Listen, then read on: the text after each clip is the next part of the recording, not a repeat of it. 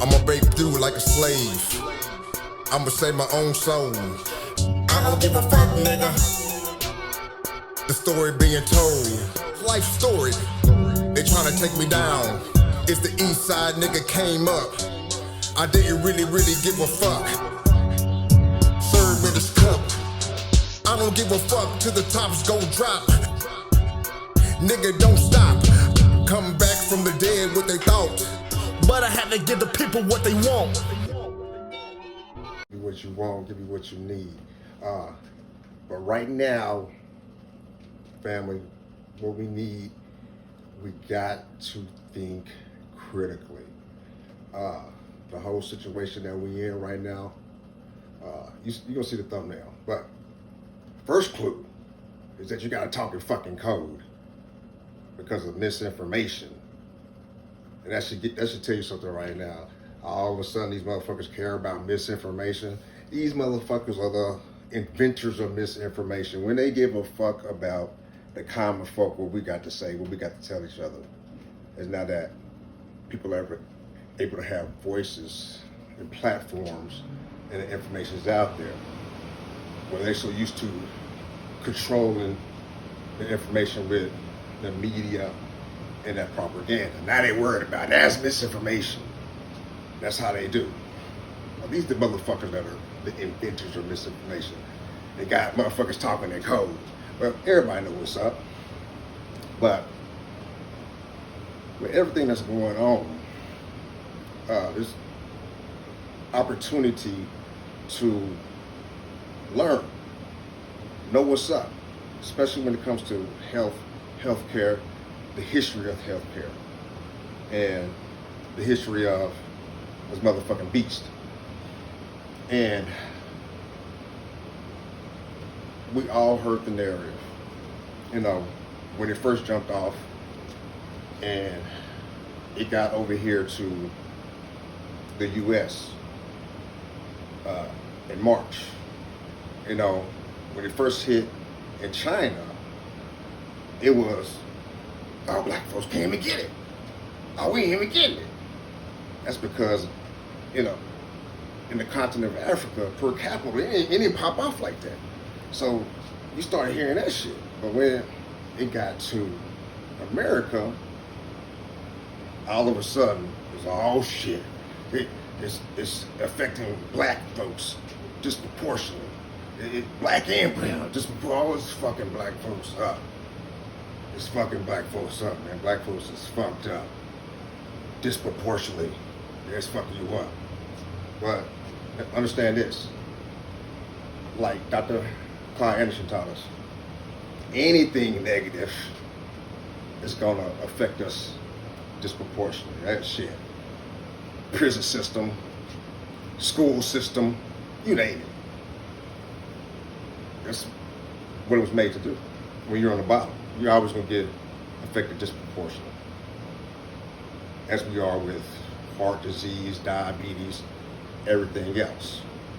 So, 7 months later, when they popped up with the Jabberwocky, that's that code, it was like, okay, disproportionately affected black folks, we got your savior. Now, you Negroes need to go ahead and get that. And what the mainstream media would do, and what they would bring up, because they think Negroes are very fucking simplistic, and the only thing they could pop up with from history is Tuskegee. The Tuskegee, they call them experiments. That right there lets you know that's some fucked up shit. They call it experiment. It's really, the real name is Tuskegee Ethnic Cleansing. They bring that one up. And the reason they bring that one up is because they have an out. And their out with it is, well, we didn't infect them with syphilis. All them Negroes just had it. You know them Negroes, they disease ridden. And we just kept medication from them. And I hear Negroes repeating this. Like that's, they even got apparently somebody's long lost cousin to make a commercial from Tuskegee to say they withheld medicine from them. So, niggas, y'all, this should give you more motivation to go get that. That's what they say. That's why they always bring up that one event. I was meaning to grab my book, but I didn't. But hey, that was one event. And you got to go get the book. Medical Apartheid, Harriet Washington. Oh, deep, a history of it. But the reason why they bring that up and other bootlegging, non-critical thinking Negroes do that, shout out Roland Martin. The reason why they bring that up is because they got that out to say, well, it wasn't nothing in the needle, they just giving the medication. Because people got a problem with what's in the needle. But, family, you got to be a critical thinker. Know how to think. You got to think critically about situations and know history and have some kind of understanding that you come up with yourself, because there is no truth until you say what true is. And the truth about that situation, the facts about that situation is, first of all, they got busted. You know, later it was like a whistleblower came out much later with the documents. They got busted. And then they came out with it. It ain't like they were, feeling bad. They would say, oh, we didn't give y'all Negroes penicillin. They got busted. And you would take first of all, take the word of a murderer. People died in that. That's why I don't take that lightly. I shade to those people in Tuskegee. People died in that off the rip. And with syphilis, these were married men. They knew they will eventually affect their wives. And then their wives would affect babies in the womb. That's intentional infection right there in itself. But thinking critically, there was 400 syphilis patients in Tuskegee, Alabama, 1930. Tuskegee, Alabama, 1930 had a population of 3,000 people. They said they got some from surrounding counties also, but population of 3,000 people in the height of the Depression, sharecroppers. That super poor, depression.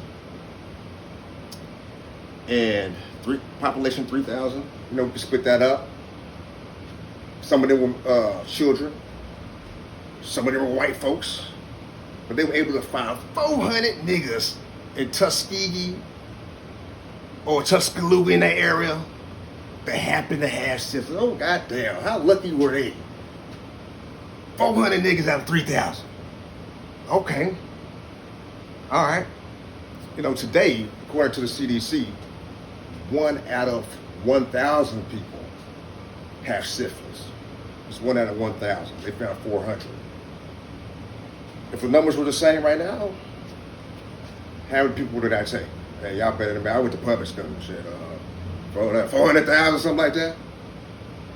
Let's say if it was 1 out of 500. 1 out of 250. 1 out of 50. They was able to find 400 people. Okay, I'm still with it. They had it. And understanding, this program was being headed up by John Hopkins. I think it was a white supremacist Dr. Cutler or something like that. John Hopkins. But what people that's not brought up, that wasn't the only syphilis STD study going on. It was 2 more large ones put on by John Hopkins. It was one put on by Terre Haute. I think Terre Haute prisons in Indiana is a Fed prison, and then Guatemala. Now, the situations in Terre Haute and Guatemala, they admitted to inoculating those victims in the ethnic cleansing, inoculating them with syphilis. They went so far as to, in both situations, in Guatemala and the prison, they were hire prostitutes, inoculate them in the cervix with syphilis and gonorrhea to see, and then have them have sex with the prisoners to see how natural infection was. And I'm gonna leave a link in the description to the Britannica. They had a good piece on that, so you can see some trustworthy source, you know. But inoculating, completely admitting to inoculate them, and they will inoculate the men also through the penis, and have them have sex and see the natural infection. And one thing they found out was kind of hard to transform the disease. That's what they kind of found out.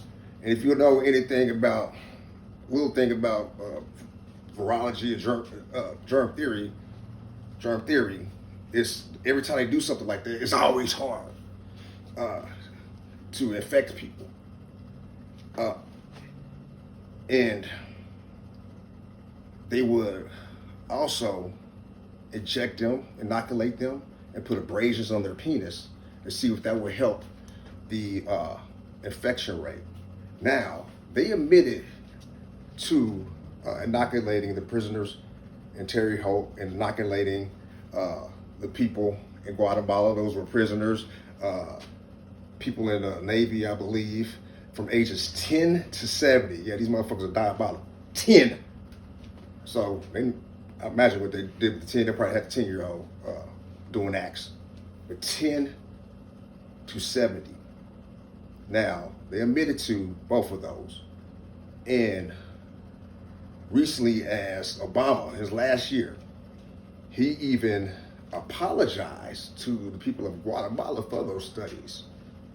And Hillary Clinton did too, apologize for infecting their ancestors, the family members with syphilis. And understand this gets passed down through birth. So this it affects generations in some cases.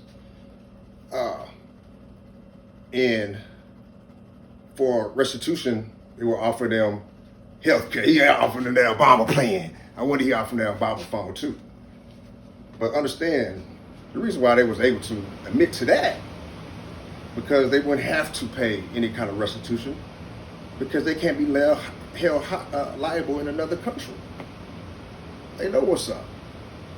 And the prison, they're property of the government. That was a Fed prison. I know it's a Fed prison now, but prisoners are property.